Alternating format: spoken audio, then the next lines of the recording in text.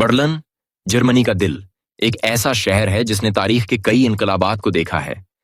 यहाँ की गलियां कहानियां सुनाती हैं, इमारतें वक्त के गवाह हैं और यहाँ के लोग उसकी रूह हैं। आइए इस तारीखी शहर के सफर पर चलते हैं। बर्लिन की बुनियाद 13वीं सदी में रखी गई और ये दरियाए इस्प्री और हाफिल के किनारे वाक़ई है।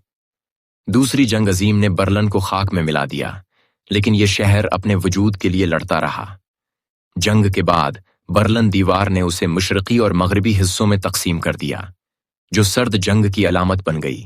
में दीवार बर्लिन का गिरना और जर्मनी का दोबारा इत्तिहाद, बर्लिन का दोबारा अभरना और इसका जर्मनी का दारुल हुकूमत बनना। अहम लम्हात, दीवार के गिरने के जश्न की फौटेज और लोगों के जज्बात।